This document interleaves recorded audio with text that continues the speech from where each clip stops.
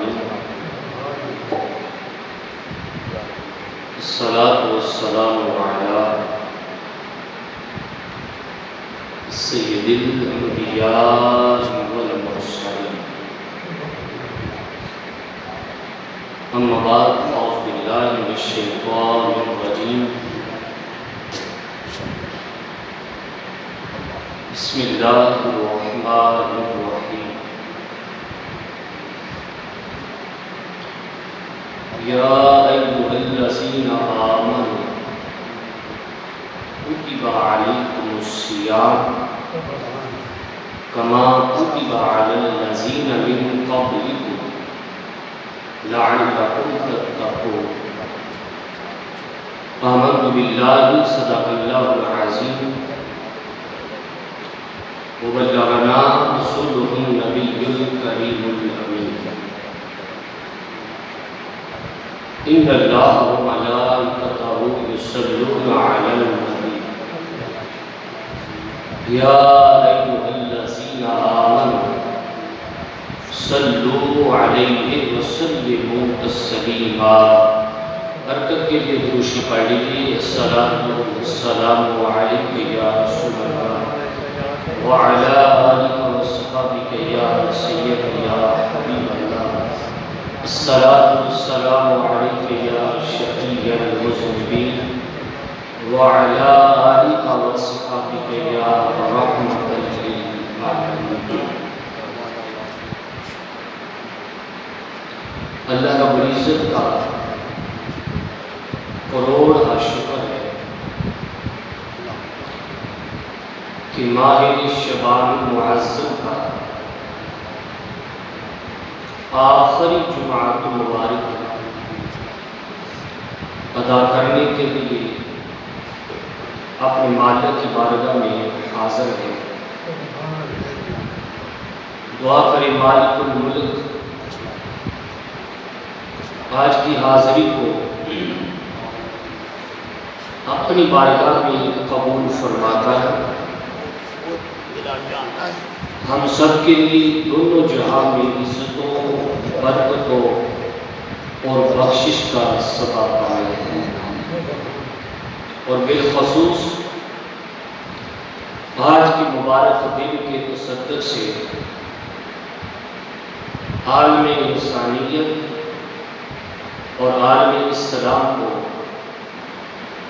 Corona virus کی بیماری سے محفوظ فرمائے.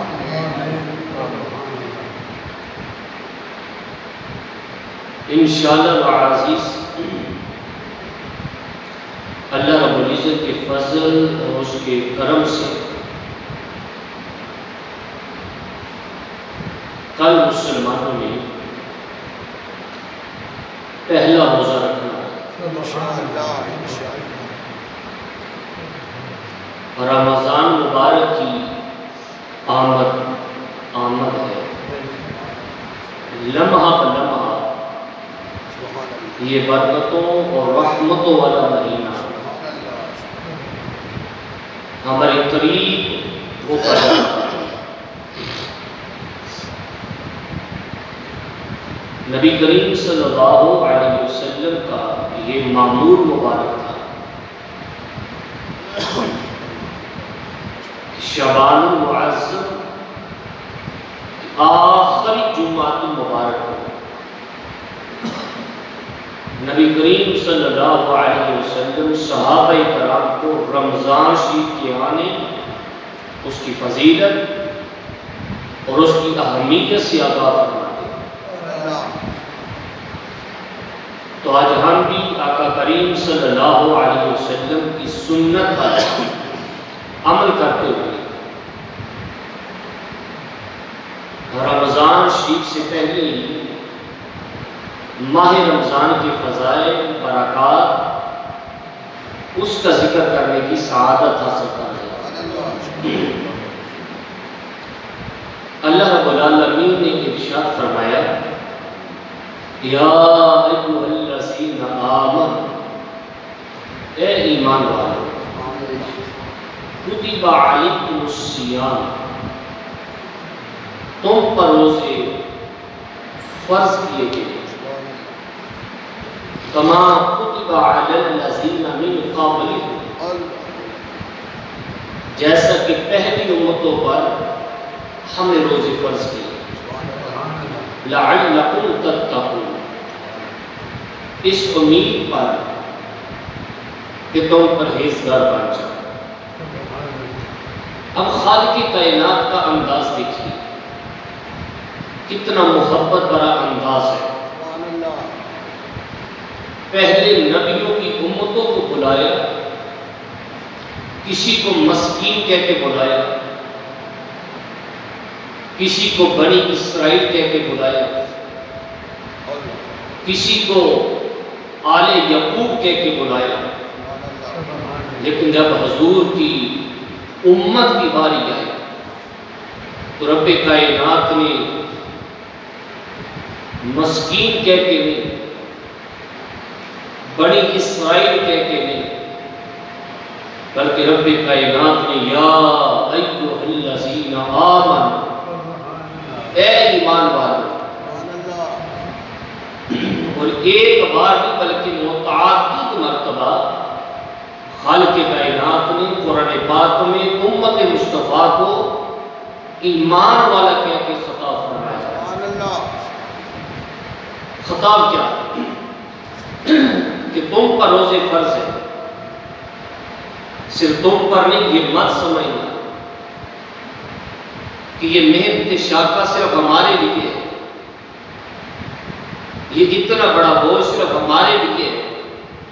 کریم آلہ فرماتا ہے تم سے پہلے جتنی امتیں گزری ہیں میں نے تمام امتوں پر روزے فرض کیے تھے، اور اگر تم ماہ رمضان کے روزے رکھو گے تو رب کائنات فرماتا ہے لعلکم تتقون، اس کے بدلے خالق کائنات میں پرہیزگاری عطا فرماتا ہے۔ اور نبی کریم صلی اللہ علیہ وسلم کا فرمانے علی شان سنیے اور اپنا ایمان تازہ کیجیے۔ جناب سیدنا ابو ہریرہ رضی اللہ تعالیٰ عنہ اس حدیث مبارکہ کے راوی نے فرماتے کہ نبی کریم صلی اللہ علیہ وسلم نے ارشاد فرمایا اذا دخل رمضان فتحت ابواب السماء، حضور علیہ السلام نے ارشاد فرمایا جب ماہ رمضان آتا ہے رب کائنات آسمان کے دروازوں کو کھول دیتا ہے، وفتحت ابواب الجنہ، صرف آسمان کے نہیں بلکہ رب کائنات حکم دیتا ہے کہ جنت کے دروازے بھی کھول دیے جائیں، وَغُلِّقَتْ أَبْوَابُ جَهَنَّمَ، اور کریم مالک آرڈر دیتا ہے کہ جہنم کے دروازوں کو بند کر دیا جائے، تالا لگا دیا جائے، وَسُلْسِلَةِ الشَّيَاطِينِ، اور شیطان جو انسان کو ورگلاتا تھا، جو انسان کو صراط مستقیم سے ہٹاتا تھا، وہ شیطان جو انسان کو راہ راست سے ہٹا کر گمراہی کے راستے پر ڈالتا تھا، وہ شیطان جو انسان کو قرآن کے قریب نہیں آنے دیتا تھا، نماز کے قریب نہیں آنے دیتا تھا، رب کائنات حکم دیتا ہے فرشتوں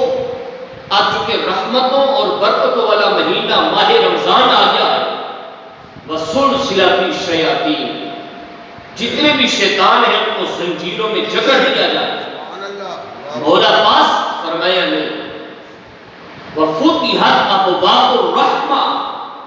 حضور علیہ السلام ارشاد فرماتے ہیں کہ رب کائنات فرماتا فرشتوں میری رحمت کے دروازے بھی کھول دیے جائیں۔ مسلمانوں، اے بندے خدا، ماہ رمضان اتنی برکت، اتنی فضیلت کا حامل ہے کہ رب کائنات فرشتوں کو حکم دیتا ہے کہ میرے آسمان کے دروازوں کو کھول دیا جائے، میری جنت کے دروازوں کو کھول دیا جائے، میری رحمت کے دروازوں کو کھول دیا جائے، اور جہنم کے دروازوں کو بند کرنے کے بعد شیاطین کو جکڑ دیا جائے،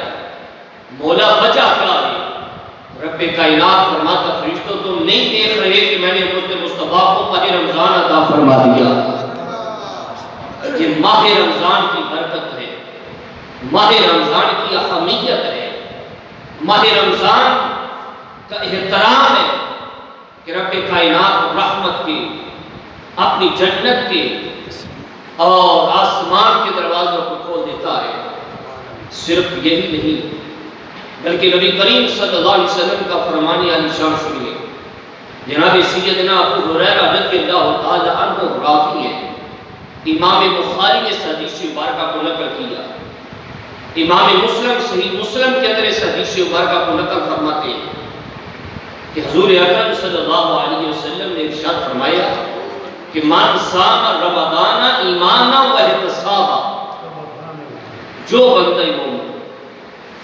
ماہ رمضان کے روزے رکھے گا، من صام رمضان، جو ماہ رمضان کے روزے رکھے گا ایمانا و احتسابا،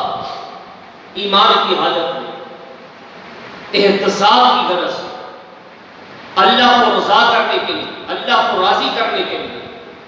اللہ کی خوشنودی کے لیے، رب کائنات کی رضا کے لیے جو ماہ رمضان کے روزے رکھے گا، یہ کوئی معمولی عمل نہیں ہے، بلکہ آقا کریم صلی اللہ علیہ وسلم ارشاد فرماتے ہیں غفر لہ ما تقدم من ذنبہ، رب کائنات ماہ رمضان کے روزے کی برکت سے اس کے ساتھ کا گناہوں پر معافی کا کرم دے دیتا ہے، ساتھ کا گناہ معاف فرما دیتا ہے، اس کے نامہ اعمال میں جتنے گناہ ہوتے ہیں مالک ان کو معاف فرما کے بلکہ ان کو نیکیوں میں تبدیل فرما دیتا ہے۔ وَمَنْ قَامَ رَمَضَانَ ایمانا وَاحْتِسابًا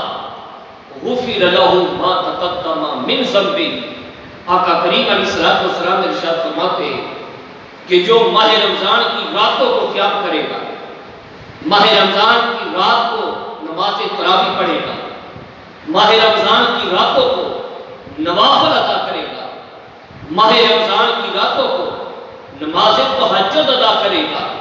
حضور علیہ السلام ارشاد فرماتے ہیں ایمانا و احتسابا،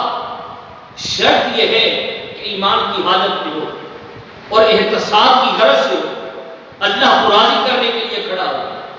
رب کائنات کو خوش کرنے کے لیے کھڑا ہو، مالک کی بارگاہ میں۔ حضور علیہ السلام ارشاد فرماتے ہیں غفر لہ ما تقدم من ذنبہ، رب کائنات اس کے ساتھ کا سارے گناہوں پر معافی کا کرم پھیر دیتا ہے۔ اگلا فرمان سنیے، اب بندے کے ذہن میں آتا ہے کہ یہ رات کو قیام کرنا یہ لیلۃ القدر ہے یا کوئی اور مخصوص رات ہے؟ نبی کریم صلی اللہ علیہ وسلم نے ارشاد فرمایا نہیں، یہ ماہ رمضان کی ہر رات کا بجٹ ہے، ہر رات کو یہ انعام و اکرام ہے کہ جو کسی بھی رات کو اللہ کی بارگاہ میں کھڑا ہوگا، رب کائنات سات کا گناہوں پر معافی کا کلم پھیر دے گا۔ آگے فرمایا وَمَنْ قَامَ رَمَضَانَ ایمانا وَاحْتِسابًا غُفِرَ لَهُ مَا تَقَدَّمَ مِنْ ذَنبِهِ، رواہ بخاری و رواہ مسلم۔ آقا کریم علیہ السلام ارشاد فرماتے ہیں جو لیلۃ القدر کی رات کو قیام کرے گا، لیلۃ القدر کی رات کو اس نے فیس بک پر نہیں گزاری، اس نے نیٹ پر نہیں گزاری، اس نے ٹی وی کی آگے بیٹھ کر رات نہیں گزاری، اس نے دوست احباب کی محفل میں گپ شپ لگا کر وہ رات نہیں گزاری، لیلۃ القدر کی جو رات ہے اس نے غفلت کی چادر تان کر اپنے اس صورت میں نہیں گزاری، بلکہ وَمَنْ قَامَ رَمَضَانَ وَمَنْ قَامَ لَيْلَةَ الْقَدْرِ، جو ماہ رمضان کی رات جو لیلۃ القدر ہے اس رات کو قیام کرے گا، کھڑا ہوگا مالک کی بارگاہ میں۔ آقا کریم علیہ السلام نے ارشاد فرماتے اس کا کھڑا ہونا اللہ کو اتنا پسند آتا ہے، رب کائنات فرماتا فرشتوں اس کے سارے گناہوں پر معافی کا کلم پھیر دیا جائے۔ بلکہ اگلا فرمان سنیے اور اپنے ایمان تازہ کیجیے۔ نبی کریم صلی اللہ علیہ وسلم نے ارشاد فرمایا، اس حدیث مبارکہ کے راوی بھی اتفاقاً جناب سیدنا ابو ہریرہ رضی اللہ تعالی عنہ،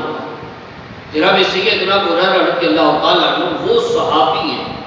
میں پہلے بھی متعدد بار عرض کر چکا کہ جن کا حافظہ بڑا کمزور تھا، جو سنتے تھے بھول جاتے تھے، نسیان کا مرض تھا۔ ایک دن بارگاہ مصطفیٰ صلی اللہ علیہ وسلم نے عرض کیا، اے مدینے کے تاجدار، جو سنتا ہوں بھول جاتا ہوں، جو سنتا ہوں یاد نہیں رہتا، بھول جاتا ہوں۔ نبی کریم صلی اللہ علیہ وسلم نے ارشاد فرمایا، او بسط ردا کا یا ابا ہریرہ، بخاری کے حدیث مبارکہ ہے، آقا کریم علیہ السلام نے فرمایا، ابو ہریرہ یہ جو تو نے کندھوں پر چادر لی ہے، اس چادر کو ذرا زمین پہ بچھا۔ فرماتے میں نے چادر کو زمین پہ بچھا دیا۔ آقا کریم علیہ السلام نے کیا کیا؟ فغرف بیدیہ، حضور علیہ السلام نے ہوا میں چلو بھرا اور چادر میں ڈال دیا۔ فرمایا ابو ہریرہ چادر اپنے کندھوں پہ لے لے۔ فرماتے میں نے چادر اٹھائی، کندھوں پہ لے لی، لیکن رب ذوالجلال کی عزت کی قسم ہے، صحابہ کرام پوچھتے ہیں کہ ابو ہریرہ چادر لینے سے پہلے جو سنتا تھا بھول جاتا تھا، چادر لینے کے بعد تبدیلی کتنی آئی؟ فرماتے ہیں واللہ فما نسیت شیئا بعد، رب ذوالجلال کی عزت کی قسم ہے، چادر لینے کے بعد جو میں نے سنا ہے زندگی بھر بھولا نہیں ہوں، جو میں نے سنا ہے دوبارہ بھولا، بولیے دوبارہ بھولا نہیں ہوں۔ اس پائے کے صحابی جناب سیدنا ابو ہریرہ رضی اللہ تعالیٰ عنہ،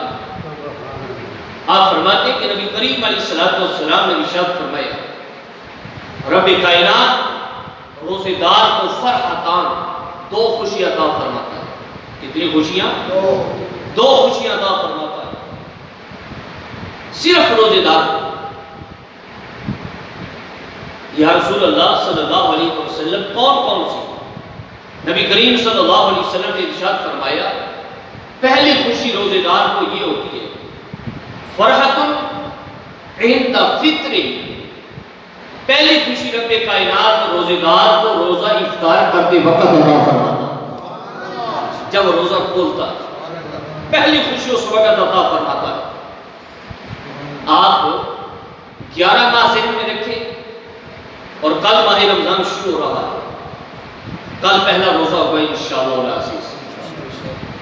آپ روزے کی حالت میں افطاری کا جو وقت ہے وہ بھی ذہن میں رکھیں۔ 11 مہینے لذیذ کھانے اور مہنگے سے مہنگے مشروبات پینے میں وہ چسپ نہیں ہے جو روزہ کھولتے وقت رب کائنات سادہ گھونٹ میں مزہ عطا فرماتا ہے۔ شرط یہ ہے بندے نے روزہ رکھا، شرط بندے نے روزہ رکھا اور روزہ افطار کے وقت کرتے وقت وہ سادہ گھونٹ کے ساتھ، سادہ پانی کے ساتھ بھی اگر وہ روزہ افطار کرے گا، یہ کھجور لے کر روزہ افطار کرے گا، تو اس کو لذیذ کھانوں میں 11 مہینے وہ چاس، وہ مزہ، وہ سرور نہیں جائے گا جو رب کائنات روزے دار کو روزہ افطار کرتے وقت سرور عطا فرماتا ہے۔ دوسری خوشی نبی کریم علیہ السلام نے ارشاد فرمایا، فرحت عند لقاء ربی، پہلی خوشی یہ ہے جب وہ روزہ افطار کرتا ہے، اور دوسری خوشی نبی کریم علیہ السلام نے ارشاد فرمایا، عند لقاء ربی،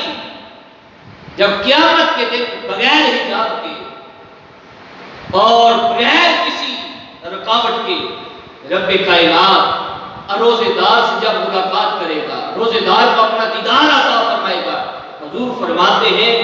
جو خوشی اس وقت روزے دار کو نصیب ہوگی وہ زندگی بھر روزے دار کو وہ خوشی نصیب نہیں ہوگی۔ پہلی خوشی روزہ افطار کرتے وقت اور دوسری خوشی روزہ افطار کرتے وقت، دوسری خوشی اپنے رب سے ملاقات کے وقت۔ اور اسی لیے آقا کریم علیہ السلام ارشاد فرماتے ہیں نا کہ رب کائنات فرماتے ہیں، فرشتوں جب ماہ رمضان آتا ہے اس کو نفل جو ادا کرتا ہے، نفل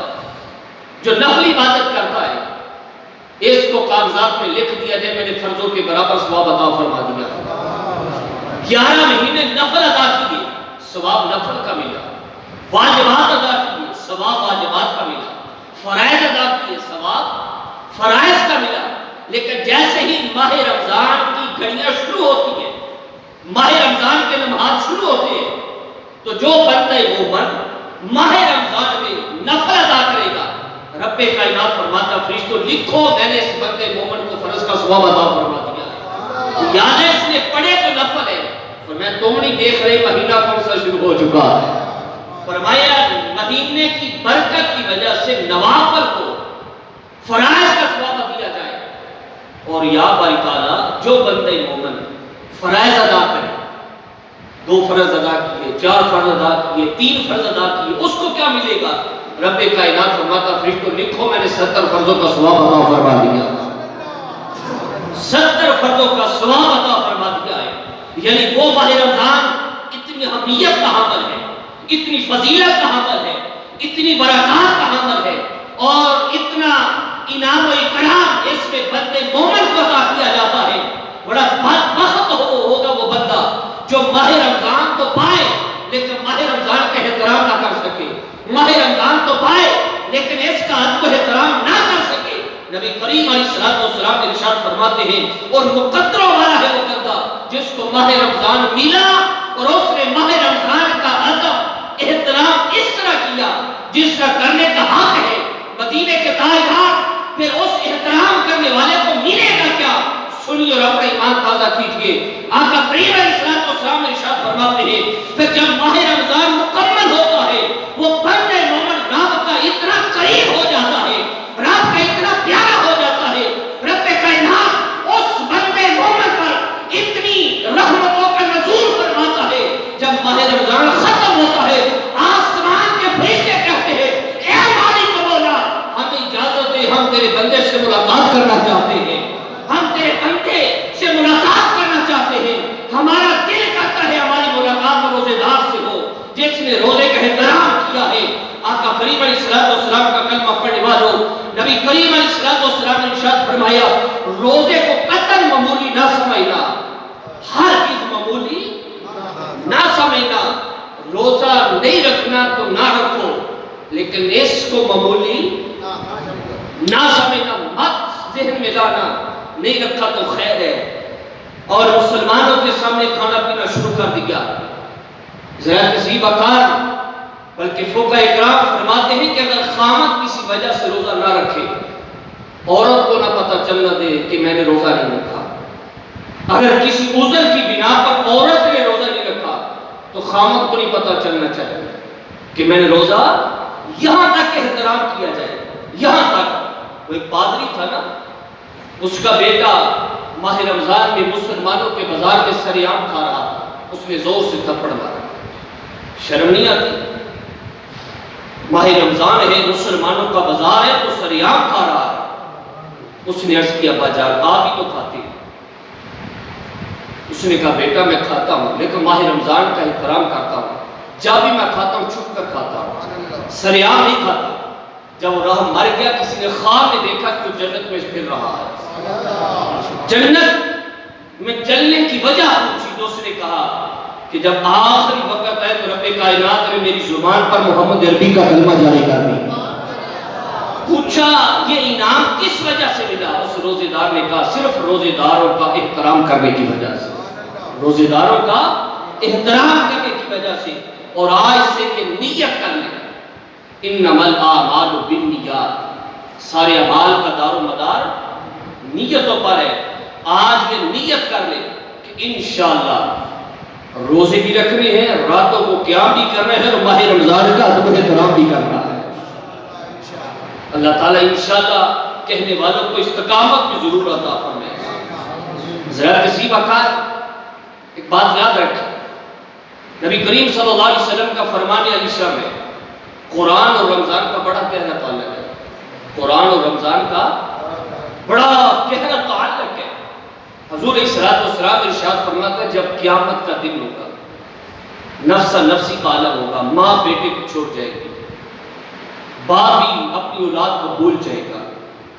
سب یار دوست سب بھول جائیں گے، حضور علیہ السلام ارشاد فرماتے ہیں ان لمحات میں ماہ رمضان مالک کی بارگاہ میں کھڑا ہوگا، وہ روزہ مالک کی بارگاہ میں کھڑا ہوگا جو بندے مومن نے رب کی رضا کے لیے رکھا ہوگا، وہ عرض کرے گا مولا میں شفاعت کرتا ہوں اس بندے مومن کو جنت عطا فرما دیجیے۔ قرآن بندے مومن کی شفاعت کرے گا، یا اللہ اس کو میں شفاعت کرتا ہوں اس کو جنت عطا فرما دیجیے۔ آئیں شبان معظم کی آخری جمعہ مبارک پر حضرت ذی وقار مالک کی بارگاہ میں دعا کریں، اے مالک مولا عالم انسانیت اور عالم اسلام پر جو اس وقت بالخصوص کرونا وائرس کی وبا پھیلی ہوئی ہے، یا باری تعالیٰ اس بیماری سے محفوظ اور مامون فرما۔ جو صفِ اول میں پوری دنیا پر ڈاکٹر حضرات جو کام کر رہے ہیں، ورک کر رہے ہیں، حضرت ذی وقار حکومت کے نمائندے اور جس ادارے کے ساتھ بھی تعلق رکھنے والے جو ایک لمحات میں حضرت ذی وقار کرونا وائرس کی بیماری سے مبتلا انسانوں کی خدمت کر رہے ہیں، میرا مالک ان کو جزائے خیر عطا فرمائے اور ان کو صحت و تندرستی کی دولت سے مالا مال فرمائے۔ یہ کرونا وائرس، میں کل بھی ایک پروگرام میں بیٹھا تھا اور میں بات بیان کر رہا تھا، حضرت ذی وقار بیماری سے لڑا جا سکتا ہے لیکن رب کے عذاب سے نہیں لڑا جا سکتا۔ یہ آج کل جو میڈیا پر ایک جملہ جو گردش کر رہا ہے، کرونا سے ڈرنا نہیں بلکہ لڑنا ہے، یہ جملہ حضرت ذی وقار فرعون نے بولا تھا۔ رب کے عذاب سے ڈرنا بھی ہے اور لڑنا نہیں بلکہ رب کی بارگاہ میں توبہ استغفار کی بھیک مانگنی ہے۔ حضرت ذی وقار میں سلامی عقیدت پیش کرتا ہوں تمام مقاصد فکر کے ان علماء کو جن علماء نے انتھک محنت کے بعد ماہرین ڈاکٹر سے ملاقات کے بعد حکومت سے حضرت ذی وقار ڈائریکٹ ملاقات کر کے مساجد کی رونق کو بحال رکھنے کے لیے اپنا عظیم کردار ادا کیا ہے۔ تمام مقاصد فکر کا دعا فرمائے رب کائنات علماء کی اس کاوش کو، اس محنت کو رب کائنات قبول فرما کے اس کاوش میں شامل تمام علماء کو دارین کی نعمتوں سے مالا مال فرمائے۔ اور میں بتاتا چلوں، یہ حکومت کے ارادے تھے، جس تیزی کے ساتھ کرونا وائرس کی بیماری پھیل رہی ہے، ارادے یہ تھے کہ مکمل طور پر ماہ رمضان کی مساجد کو لاک ڈاؤن میں شامل کر دیا جائے، مساجد کی رونق کو بند کر دیا جائے، لیکن علماء کی اپنا علماء کا وسیع ذہن، ان کی وسیع نظر، وسیع سوچ یہ دیکھ رہی تھی کہ آپ نے اس بیماری سے احتیاطی تدابیر کے ساتھ ساتھ مالک کی بارگاہ میں توبہ استغفار ہے، مالک کو راضی کرنے کی ضرورت ہے، مالک کو راضی کرنے کی ضرورت ہے۔ حضرت ذی وقار آپ دیکھیں، یہ 2-4 دن قبل غالباً پرسوں کی بات ہے، اسلام آباد کی سرزمین پر اسرائیل کا جھنڈا لہرایا گیا۔ یہ اسلامی جمہوریہ پاکستان ہے کہ جس ملک کے اندر عورتیں فحاشی کے نام پر میرا جسم میری مرضی کے نعرے لگانے والی روڈ پر آتی ہیں، اور حضرت ذی وقار میڈیا والے اس خبر کو بنا سنبھال کر اپنا نشر کرتے ہیں، حکومتی نمائندوں کی سرپرستی کرتے ہیں۔ اسلامی جمہوریہ پاکستان میں جس ملک میں شراب کو حلال قرار دیا جائے، جس ملک کے اندر حضرت ذی وقار آقا کریم علیہ السلام کی شان میں گستاخی کرنے والی عورت کو باعزت اپنا رہا کر کے بڑی عزت بڑے پروٹوکول کے ساتھ بیرون ممالک روانہ کر دیا جائے، ان حالات میں کیا خدا ہم سے راضی ہوگا؟ حالانکہ آپ یا صدیقی جو مسلمانوں کی بیٹی ہے، حضرت ذی وقار وہ آپ تک اغیار کے نرگے میں ہے، ان کی جیب کی سلاخوں میں ہے۔ اگر ہم اپنے رب کو راضی کرنا چاہتے ہیں، آج تہیہ کرنا ہوگا اور مسلم حکمرانوں کو بھی اس بات پر اتحاد کرنا ہوگا کہ جو نبی کا یار ہے، ہمارے سر کا وہ تاج ہے، وہ جو نبی کا دشمن ہے وہ ہمارا بھی دشمن ہے۔ اگر نبی راضی ہو گئے تو انشاءاللہ خدا بھی راضی ہو جائے گا، مدینے والا مصطفیٰ بھی راضی ہو جائے گا۔ رب کائنات کی بارگاہ میں دعا ہے کریم مالک ماہ رمضان کا صحیح معنوں میں ادب احترام کرنے کی